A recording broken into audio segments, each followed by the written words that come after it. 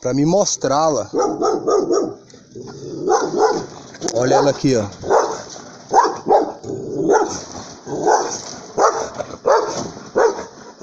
Ela tá presa.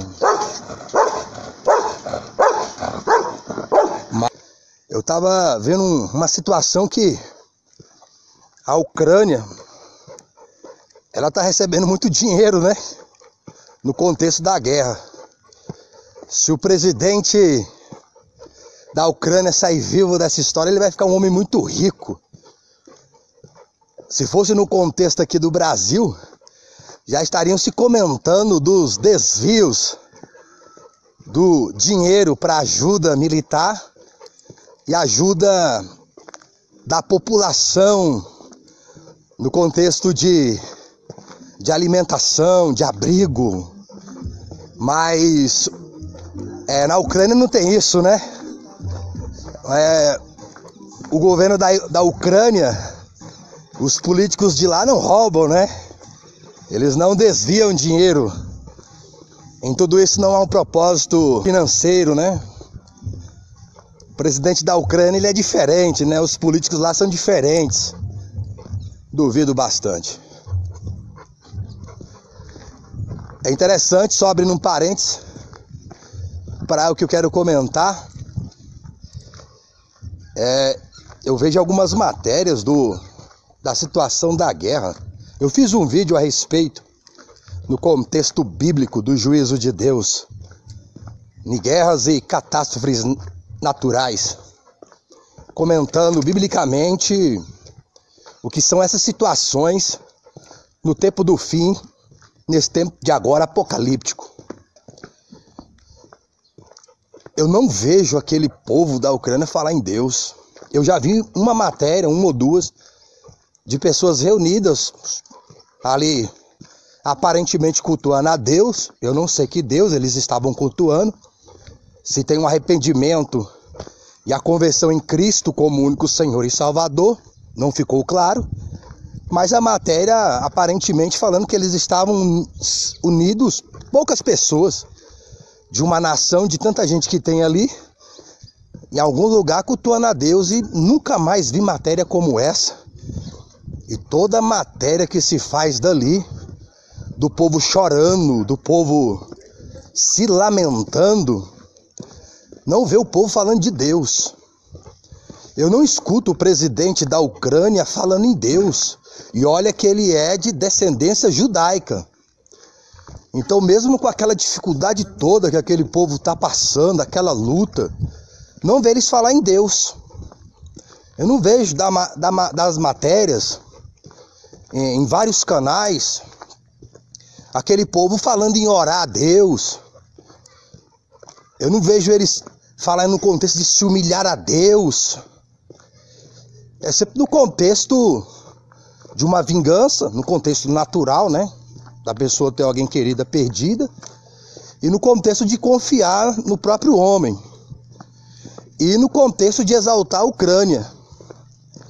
Mas não de exaltar a Deus. Até o presidente judeu ucraniano, em uma fala dele, eu pensei que ele ia dar glória a Deus. Ele disse glória à Ucrânia. E isso contagiou algumas pessoas.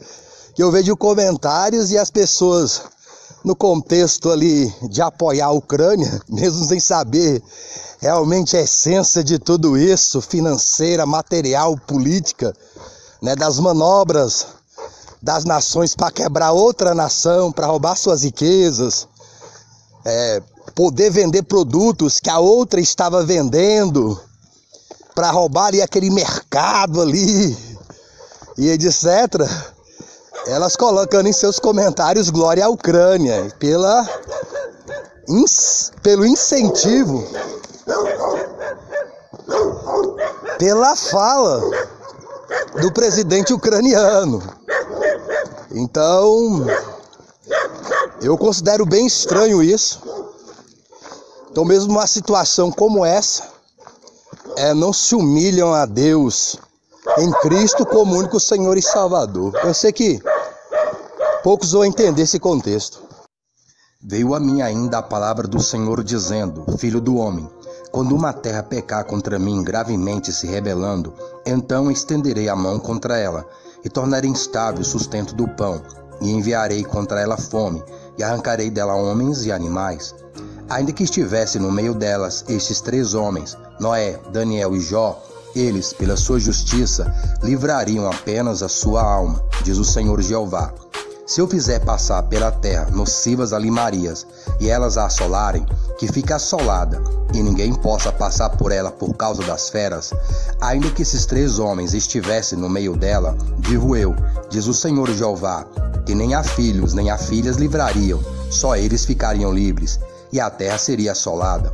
Ou, se eu trouxer a espada sobre a tal terra, e disser, espada, passa pela terra, e eu arrancar dela homens e animais, ainda que aqueles 3 homens estivessem nela, vivo eu, diz o Senhor Jeová, que nem filhos nem filhas livrariam, mas eles só ficariam livres.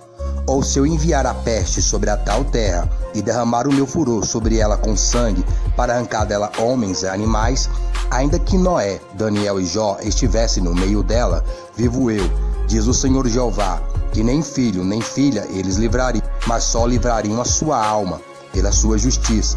Porque assim diz o Senhor Jeová, quanto mais se eu enviar os meus 4 maus juízos, a espada e a fome e as nocivas alimarias e a peste contra Jerusalém para arrancar dela homens e animais, mas eis que alguns restarão nela, que serão levados para fora, assim filhos como filhas. Eis que eles virão a vós, e vereis o seu caminho, os seus feitos, e ficareis consolados do mal que eu trouxe sobre Jerusalém e de tudo quanto trouxe sobre ela. E sereis consolados, quando vides o seu caminho e os seus feitos, e sabereis que não fiz sem razão tudo quanto tenho feito nela, diz o Senhor Jeová. Ezequiel, capítulo 14, do versículo 12 ao 23. Mas os homens que foram deixados vivos depois destas pragas ainda recusaram adorar a Deus. Não quiseram deixar o seu culto aos demônios, nem seus ídolos feitos de ouro, prata, latão, pedra e madeira, que nem veem nem ouvem, nem andam, nem tampouco mudaram de opinião, nem de atitude a respeito de todos os seus assassinatos e atos de feitiçaria, e das suas imoralidades e seus roubos. Apocalipse, capítulo 9, versículo 20 ao 21.